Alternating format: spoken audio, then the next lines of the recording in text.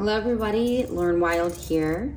We are going to be learning how to do the solar wheel craft that is best done during the week of summer solstice, or Litha, if you call it that, which is the peak of the solar part of the year.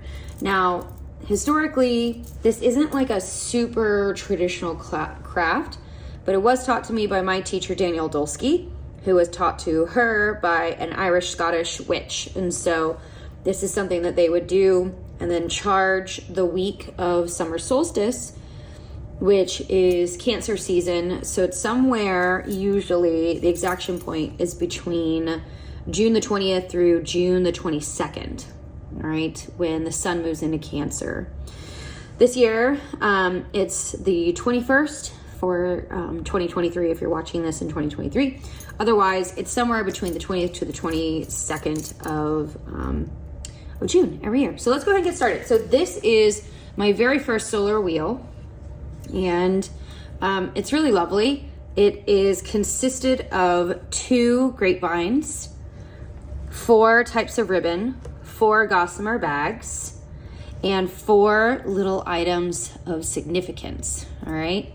So this is what it will look like at the end, or version of it, and I will bring this back at the end. So let's go ahead and make it.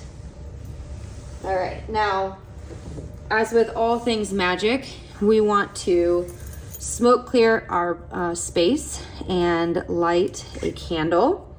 I know you can't see it, but I have a candle burning. I'm just gonna use a little bit of white sage and smoke clear the space and my items. So these are my items. I'll explain them in a minute. And then the rest of my tools. Okay. Go. All right, now, fix that really quick, sorry. So what we need is to set things up. Now, I did do a little bit of prep work for this just to make it easier, and I'll show you the other 2, okay? So the first thing you're gonna wanna do is you're gonna wanna tie the 4 ribbons to this center smaller grapevine. All right, so it'll look like this. Okay, and the spell work starts here.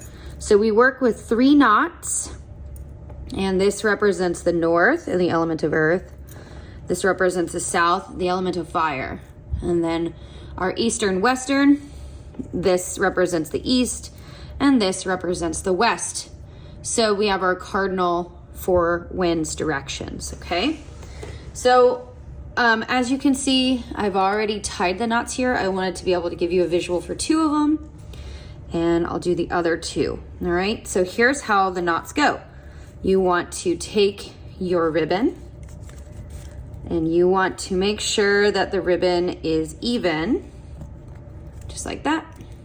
And then you're going to start your spell. And it goes like this. Knot of 1, the spell has begun. Knot of 2, so mote it be true, and knot of 3, so mote it be, okay? And then our last one is our western line. Make sure it's even. Same thing, line it up though, okay? You wanna try to get these as like opposite to each other as possible for this. Knot of 1, the spell's begun. Knot of 2, so mote it be true. And knot of 3, so mote it be. Okay, now we have the first ring. They're like this, okay? Now the second larger wheel is set right over it like this. You pull that top ribbon and let the bottom ribbon stay on the bottom. Set it over the top. Take that top ribbon for the south. Take it over the top, and like so for all 4 directions. So it looks like this. See how they're like sitting over it? And now this part's important because this is where you find your balance between the two, okay? So see how you could pull it in one direction more than another? So that looks pretty balanced in the center. And I'm actually gonna start with my east, and I am going to tie my first knot, and then I'm going to pull it back to the center. This is actually the hardest part, is trying to get that solar wheel right in the center. Now, historically, this is where people would try to line up the light of the summer solstice to come through this hole. And where that hole was where there was like a special gift or a special power, that solar energy, right? Make sure that's even.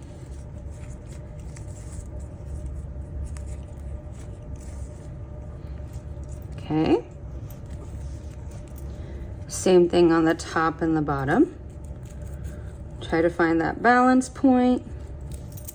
Looks good. I'm gonna tie that north, and I'm gonna leave a little extra, right? So you wanna kind of pull so it hangs in the middle, suspends in the middle.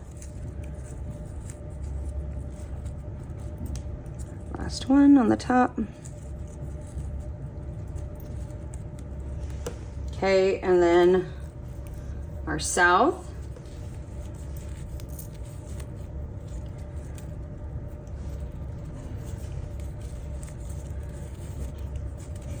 And just if you're wondering, yes, you want to say your spell. Knot of 1, the spell's begun. Knot of 2, so let it be true. All right, now, here we have the basic, the next step, all right? So it looks like this. You could leave it just like this if you wanted to, but we're gonna keep adding. So next you're going to pick the colors for your directions, all right? These are the ones I felt drawn to. I'm gonna do green up here because that's green. I'm gonna do pink down here. I'm gonna do blue here, and I'm gonna do red here, okay? So those are where it's gonna go. Now, here is the more spiritual part. I was drawn to these 4 items. I was particularly drawn to this for the south because the south, my south is represented by the serpent. So this represents shedding the divine feminine and my sensuality becoming a larger part of my practice. Okay. And I'm gonna just tie the bag like this. You could also always write petitions. So you can write little letters and roll them up and stick them in here too. I'm just gonna show it to you for now. Okay, and then you're gonna take these little loops and you're going to tie it. So see the little loops? You're gonna take that top ribbon, you're gonna run the top ribbon through it. Well, if I can line it all up. Hold please. Take this, take that top ribbon, run it through it, and then just tie the knot, okay? Knot of 1, the spell's begun. Knot of 2, so mote it be true. And knot of 3, so mote it be. All right, now, this direction is now complete. So, to be honest, it's a little longer than I want it usually. And I'll show you on the next one. I'll like trim the bag so that this is not so incredibly long. So I'll show you on the next one. All right, now, in my north, I chose this little bead. My husband gave it to me in a candle he made me last year, and it's gonna go in the north because that is my Hearthcraft home. Okay, and it symbolizes clarity and brilliance and success for me. Okay, now this time I'm going to tie it differently so I can show you how to shorten that cord. All right, so tie it good. Now, I'm gonna take this cord and I'm going to knot it so that that is like shorter, right? I'll show you a second. It'll make sense in a second.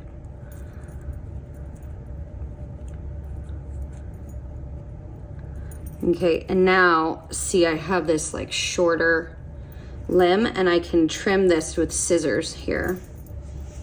And then that way it's not dangling so far. Okay.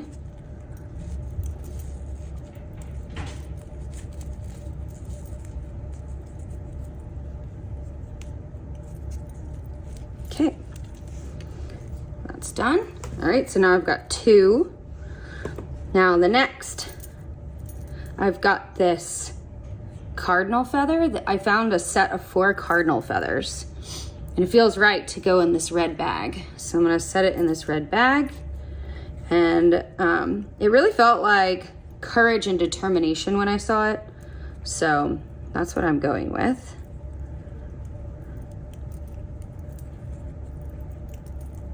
Could use some of that. I'm gonna shorten this string.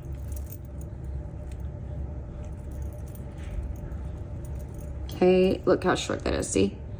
And I'll run this yellow ribbon through it.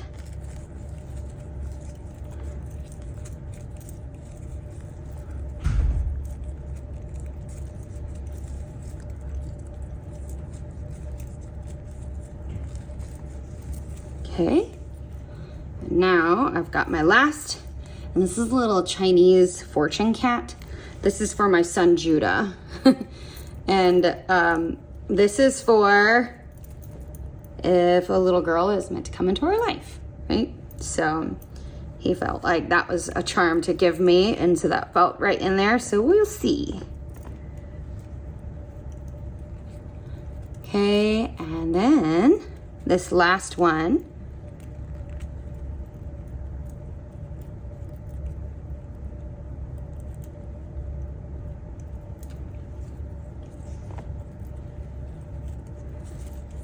my boys want to be big brothers to a little girl, which I think is super sweet. So it feels right.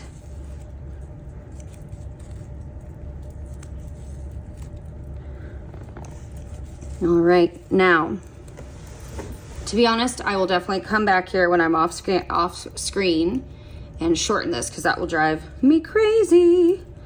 But what you're gonna wanna do, I actually made my green ribbon a little short this year, but you're gonna wanna come back through and you're gonna wanna trim at an angle with scissors these long ribbons, okay? And then if your top ribbon is long enough, you can loop it so that you have the ability to hang it. So check this out. So see how my ribbon was very long on this top one? You want to have a place to hang it. It does not have to be your north for it to hang. You can like let your intuition guide you on that. I'm gonna just take another piece of ribbon and tie it right here, so you won't even see it because it'll be behind this Gossamer bag. And then it's done, right? Now, there's a couple of other things you can do to zhuzh it up. You can get out a glue gun. You can add like flowers, like fake flowers. You can get ribbon and go all the way around it with like different color ribbons. There's tons of ways to get really creative with this, and I encourage you to do so if you feel led. You can also take things like essential oils and rub it on your hands and add the essential oils onto the bags, or any type of anointing oil that you may have. It will activate it on the somatic level because of our smell. And then the most important thing is that on the week of summer solstice, you want to put your summer wheel out in the sunlight, so it absorbs the light of the sun from summer solstice. Now, it does not have to be actual summer solstice. Kudo points if it is.